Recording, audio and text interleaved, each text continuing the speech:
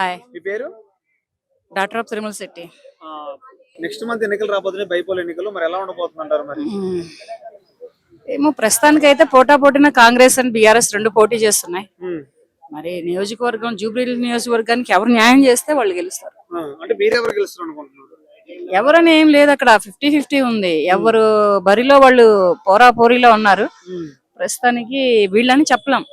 ఎందుకంటే ఇటు సైడ్ కాంగ్రెస్ తరపు నుంచి నవీన్ యాదవ్ గారు, అటు సైడ్ బీఆర్ఎస్ తరపు నుంచి సునీత మేడం గారు, టీడీపీ కూటమి ప్రభుత్వం టీడీపీ నుంచి సుహాసిని మేడం అంట, మరి బీజేపీ నుంచి ఎవరు నిలబడ్డారో అంత ఐడియా లేదు నాకు ప్రస్తుతానికి. మరి వీళ్ళందరిలో ఈ పోరాపోరీలో ఉన్న బరిలో ఉన్న వాళ్ళు ఎవరంటే కాంగ్రెస్ లో నవీన్ యాదవ్ గారు, బీఆర్ఎస్ లో నా మేడం గారు ఉన్నారు, సునీత మేడం గారు ఉన్నారు. అంటే సునీత గారికి ఏమన్నా సింపతి ఓట్లు పడే అవకాశం ఉందంటారు? పడొచ్చు, పడకపోవచ్చు. ఈసారి ఒకసారి మార్చి చూద్దాం అనుకోవచ్చుగా, మార్చి చూద్దాం అనుకోవచ్చు. లేదులే పాపం హస్బెండ్ పోయారు, మనం ఆవిడకే ఓటేసి ఆవిడనే గెలిపించుకుందాం అని కూడా అనుకోవచ్చు. అంటే కాంగ్రెస్ మీద చాలా వ్యతిరేకత ఉందన్నారు. బస్ టికెట్స్ కానీ, హైడ్రా మీద కానీ, పథకాల మీద కూడా చాలా వ్యతిరేకత ఉందని చెప్తున్నారు కదా. మరి పథకాలు అయితే చెప్పినవేమీ అమల్లో లేవు ప్రస్తుతానికి. హైడ్రా ఒకటంటే ఇక చాలా వరకు పేదవాళ్ళు ఇబ్బంది పడ్డారు. కష్టపడి రూపాయి కూడా పెట్టుకొని గూడు నీడ కట్టుకున్న వాళ్ళు ఇబ్బంది పడ్డారు. ఇదొకటి. ఇకపోతే ఇక పథకాలు ఇక చెప్పినవన్నీ చెయ్యాలనే ఉన్న రూల్ ఉందా? వ్యతిరేకత ఏమీ లేదు, కాకపోతే ప్రభుత్వం ఎందుకో సైలెంట్ గా ఉంది. దానికి కూడా ఎవరేం చెప్పలేము ప్రస్తుతానికి. మరి ఈసారి బీఆర్ఎస్ సునీత గారి తరఫున కేసీఆర్ గురించి అవకాశం ఉందా ప్రచారానికి? ఏమన్నా చెప్పలేము. కేసీఆర్ గారు వస్తారా, కేటీఆర్ గారు వస్తారా? మరి ఇంతకు ముందల 2024లో ప్రచారం కోసం కేటీఆర్ గారు వచ్చారు. చెక్ పోస్ట్ లో జోసెఫ్ కూడా చెక్ పోస్ట్ లో నిలబడి మరి ఇది చేశారు. అప్పుడు కూడా ఆయనే గెలిచారు కానీ మాగంటి గారే. కాకపోతే ఆయన వెళ్ళిపోవడం చాలా బాధాకరమైన విషయం.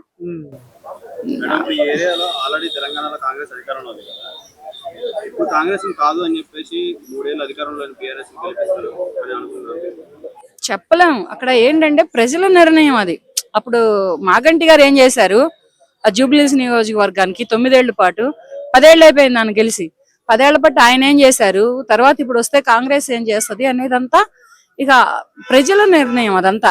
ప్రస్తుతానికి ఉన్న రోడ్లు, గుంతలు, 2 వీలర్లు అయితే విరుగుతున్న నడుములు, ఫస్ట్ ఈ అయితే వేయరు కానీ రోడ్లు వేసి గుంతలు పూడ్చి ఇవైతే చేయరు కానీ ఫైన్లు మాత్రం బాగా వేస్తున్నారు. ఈ ఫైన్లు వేయడం వల్ల 2 వీలర్ రోడ్ ఏంటంటే కడుపు కట్టుకొని బండి కట్టుకొని డబ్బులు ఈఎంఐలు కట్టుకొని అవి కట్టుకొని ఇవి కట్టుకొని బాకీలు కట్టుకొని బ్రతికేవాడికి మొత్తానికి అసలు నడ్డి విరుగుతుంది.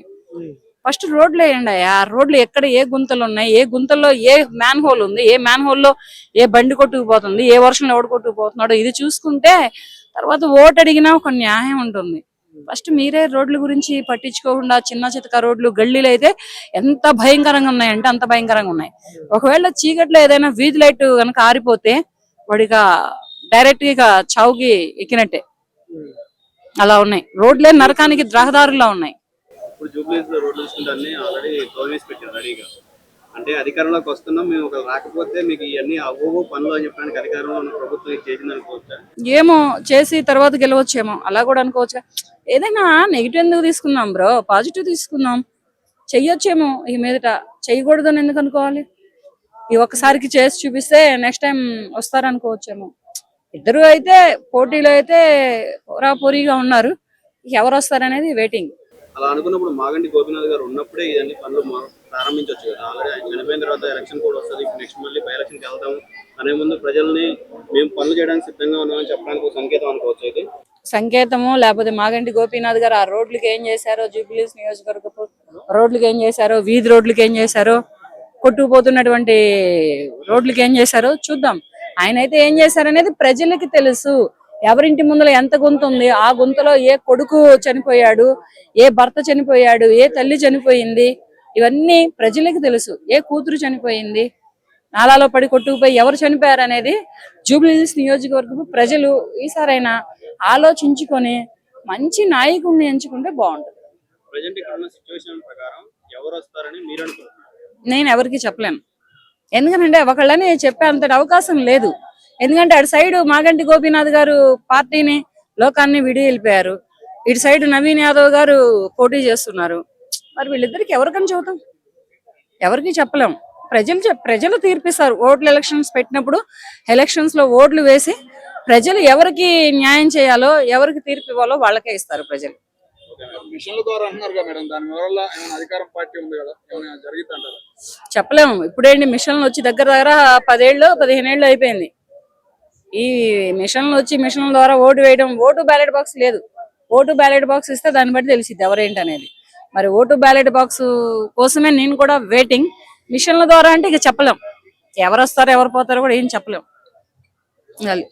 అలా ఉంది. ఇక ప్రస్తుతానికి ప్రభుత్వ నడవడికే గానీ పాత ప్రభుత్వమే గానీ అలా ఉన్నాయి.